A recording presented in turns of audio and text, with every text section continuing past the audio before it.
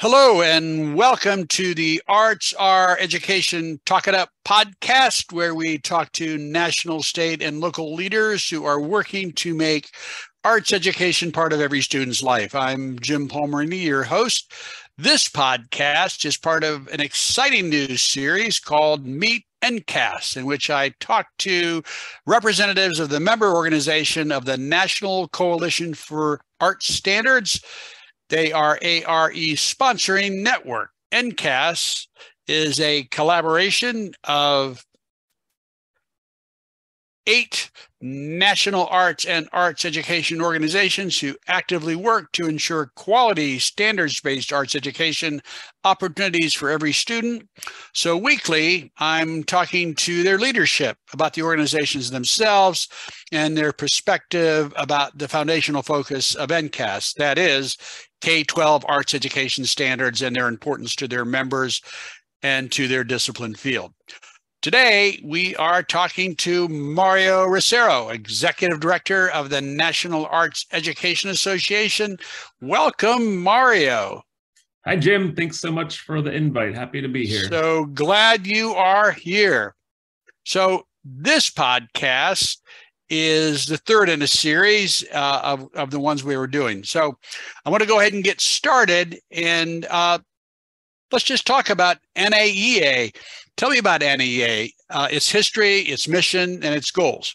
Absolutely. So last year we just celebrated our 75th anniversary. So we're 76 years old this year. Congratulations.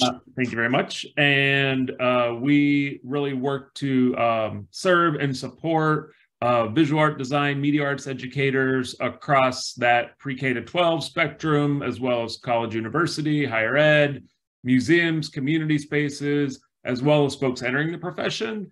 And then we also support our National Art Honor Society and Junior Art Honor Society students. So those junior, middle school and high school students that are have a passion for the arts and giving back through the arts. We also host those chapters.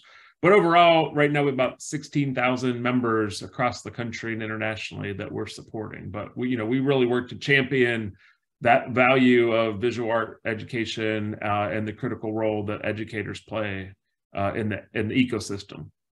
And so I think the NAEA conference is coming up soon. It sure is.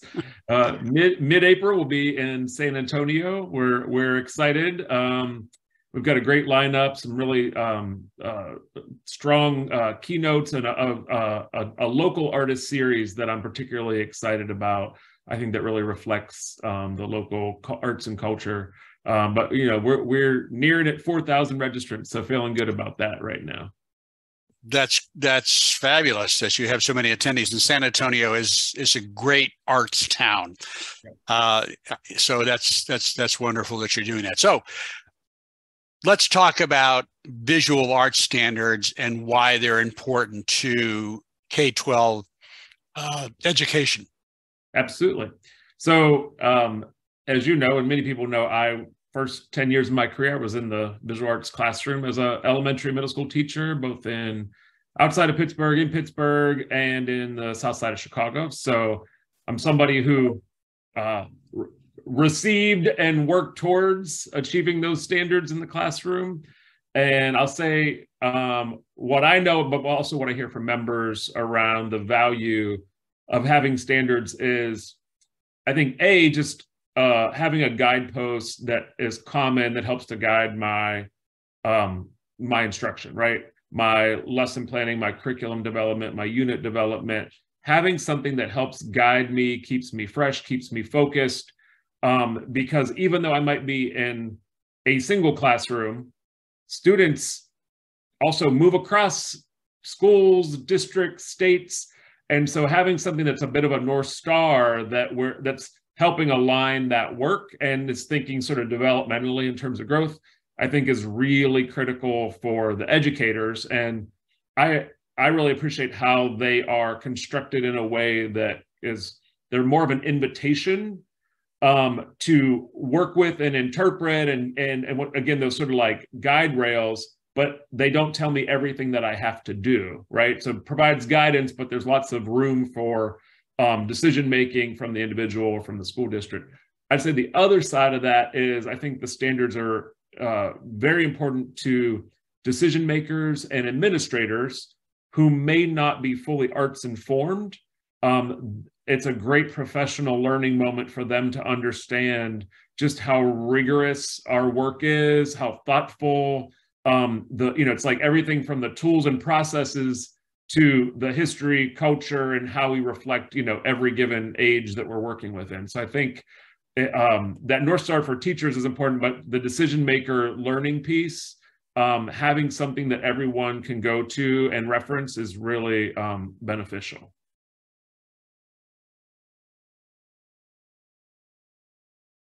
I love the North Star metaphor. I think that's a key for so many educators who are looking for guidance about how they should move forward with students in a developmental way with sequential standards. So what do you think the one thing that some people who are less familiar with standards don't really understand about their purpose and within the educational process? That's a great question. Having been someone who, as a young teacher, experienced curriculum writing, one moment of curriculum writing where we didn't have enough guidance or direction, or that new North Star was a bit of an uninformed process. I'll say sometimes the standards can be undervalued in terms of just the system and structure that the common system and structure that they provide for the field, right? And this is for visual art education, but also across art forms. There's I don't want to say standardization in a bad way, but standardization in terms of there's strong commonalities across, which I think only helps position us as stronger together than, solely working to champion the arts on each individual basis. We're part of a larger collective. And by having those systems and structures that are similar, I think it strengthens us. And I'm not sure everyone understands or sees that, but I think that those systems sort of undergird all of our work. I think the issue across all the areas, perhaps the national art standards, anchor standards, have been widely embraced across the states who've adopted or adapted the standards. So I would think that would be a key to this process. So how do you suppose the visual arts standards have directly impacted your members and the field in general? We talked a little bit about that, but maybe you could expand a bit. Yeah, I mean, I will absolutely answer for the visual arts, but as someone who has supervised across all art forms at the district level in Pittsburgh and Chicago, I think about, per art form, there may be different parts of that create, perform, respond, and connect that are louder or quieter depending on the art form, right? And so I think the way that the standards are designed and constructed, it sort of elevates that each part of the process is of great value. And so oftentimes, I mean, I think many of us face this, an over focus on the value of the product.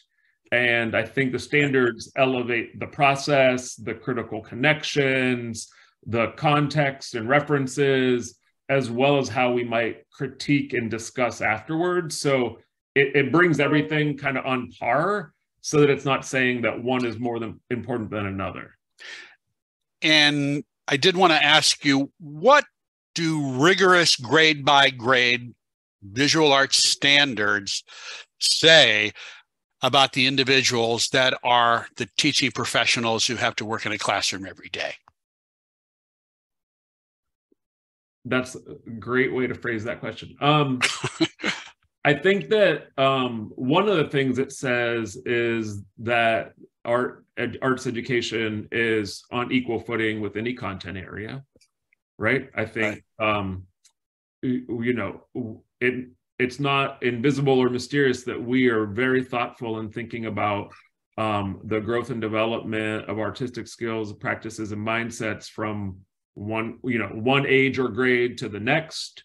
We're thinking about how it connects both to the current lived experience, but to other content areas, But we're also thinking about how do we measure and understand growth and achievement, but in a way that is appropriate for the arts, but is focused on helping the students on a path to growth, not just a path to performance. And I think that fits into the larger education conversation quite nicely. Well, here's one other question I wanted to bring up. Actually, it's a statement, and you hear this all the time, is how are standards distinguished from curriculum? Right. Well, standards are again your guideposts, your North Star. It's helping to guide all the work, and it helps you think about, like I said, the age and grade band, how you might, the learning progression, right, from one moment to the next, from one year to the next, and also balancing out across those four areas. I think, when you're talking about, everyone loves to talk about, oh, let's make a curriculum about that, right? The way I think about curriculum's, it's my plan as a teacher. It's my plan for what I'm teaching for a given period of time, right? Whether it's my semester, my 9 weeks, my full school year, and then it holds my learning goals and objectives that align to standards. And then I dig down deeper into my lesson plans that are the nitty gritty. But these are different layers of the process. But again, if you take out standards as guideposts, where are you aiming, right? And so I think this helps us to have a common direction. And I would assume at the same time, with those targeted learning goals, you have the opportunity to create observable evidence and assessment. Absolutely. As well as ongoing, informal assessment on a regular basis. Yeah. So just to put a button on this, what do you say to an educator who is unfamiliar with the standards, who is a visual arts educator, who thinks they're going to have to rewrite their curriculum and change their pedagogy to meet these standards, whatever they may be in their state or their district? I would recommend practice with them before you make up your mind or make any decisions. So I would withhold judgment until you take some time to try them on. And I think what I've heard from most educators is that they find that they are there's more flexibility and more. They're written in a way that helps to connect to so many individual practices, so many individual approaches. So there's a lot of, like I said earlier, a lot of wiggle room for independent decision making. But again, it's almost like a GPS, right? Like it provides a roadmap to an overall destination for arts learning. So try it on. That's what I say. Mario, in the name of brevity, this has been great. I think it will help some folks who perhaps were not familiar with the National Art Education Association get to know you a little bit. And I'm so glad we had this opportunity to talk. So at that, I want to say thank you for being here. And I'm going to reshare my screen. So sign the ARE pledge, indicating your support for arts education. Urge your school board to pass the ARE resolution to fund arts education, including visual arts, in the 2023-24 school year. And yes, you can donate to ARE at www.artseducation.org. Mario, have a great day. And thank you so much for being here. We are signing off now. Thanks, Jim.